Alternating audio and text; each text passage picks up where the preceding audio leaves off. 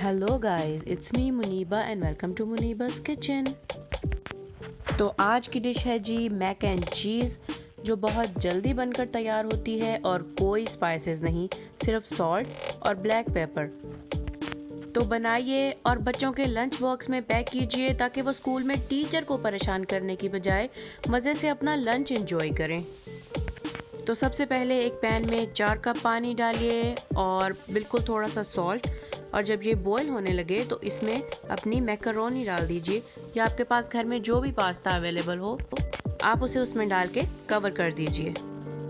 मैं इसे बॉईल करूँगी 7 से 8 मिनट्स के लिए, और जब तक ये बॉईल होता है हम अपनी बाकी रेसिपी तैयार कर लेते हैं। तो सबसे पहले मैंने लिया अनसॉल्टेड बटर हाफ कप, इसे 2 मिनट तक मेल्ट होने दीजिए।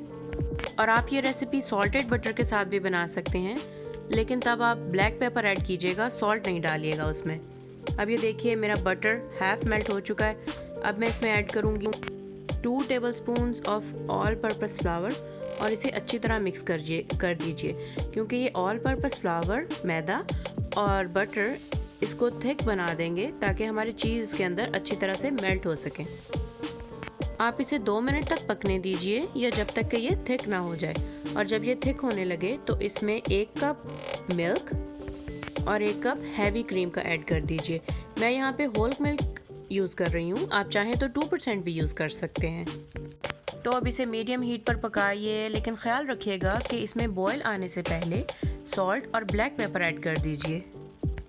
और अगर सॉल्टेड बटर इस्तेमाल कर रहे हैं तो सिर्फ ब्लैक पेपर ऐड कीजिएगा। और अगर आप स्पाइसी खाने के शौकीन हैं तो इस पॉइंट पे इसमें रेड पेपर भी ऐड की जा सकती है। अब इसे पकते हुए तकरीबन 15 मिनट हो चुके हैं और इसमें हल्का सा बॉयल भी आ गया है। तो अब हम इसमें ऐड करेंगे मोज़रेला चीज़ और चेडर चीज़। आप अपनी पसंद का कोई भी चीज़ इसमें ऐड कर सकते हैं, क्योंकि इसका तो नाम ही मैक एंड चीज़ है और ये डिश चीज़ के बिना नामुकम्मल है। और आप देखेंगे कि चीज़ डलते ही ये कितनी थिक हो गई है। अब मैं इसे 5 to 7 मिनट्स तक इसमें पकने दूंगी, जब तक मैं अपनी मैकरोनी ले आऊँ जो कि बॉईल हो चुकी है। और आप इसे मैकरोनी को अच्छी तरह से बॉईल कीजिएगा, क्योंकि ये पास्ता हमें बिल्कुल सॉफ्ट चाहिए।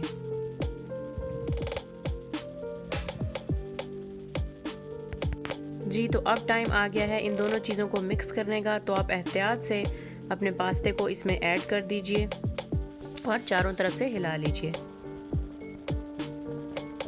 मैं इसे 2 मिनट तक इसमें पकने दूंगी और उसके बाद अपनी डिश में डालूंगी।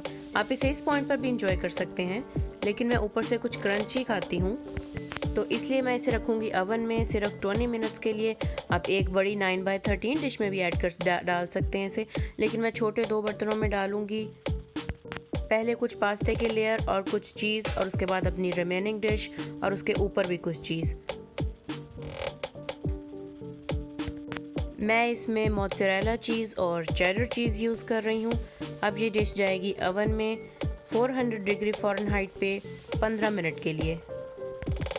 और 15 मिनट के बाद अगर आप चाहें तो 2 मिनट के लिए ब्रॉयल पे भी रख सकते हैं, जो कि इसे और टेस्टी कर देगा। और ये देखिए मेरी डिश बनकर तैयार हो चुकी है, बहुत ही मज़े की। लेकिन अभी ये बहुत गर्म है, इसे आधे घंटे के लिए रेस्ट दीजिए ताकि डिश सेट हो जाए। उसके बाद टेस्ट। तो आइए मेरे साथ अब इसे एंजॉय करते हैं, देखते हैं कि ये कैसी बनी है।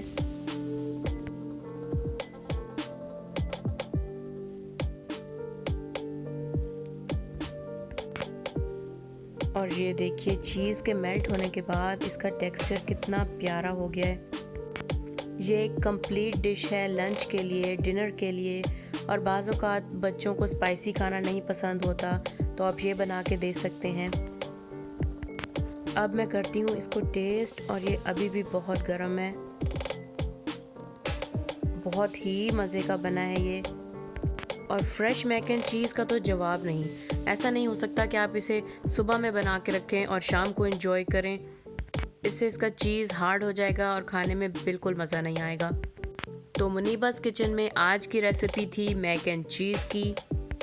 आई होप आपको पसंद आई होगी। कमेंट्स में ज़रूर बताइएगा कैसी लगी। वीडियो को लाइक कीजिएगा और चैनल को सब्सक्राइब कीजिएगा ताकि मुनीबास किचन की रेसिपीज़ आप तक पहुंचती रहें। तब तक के लिए इतना ही, बाय बाय।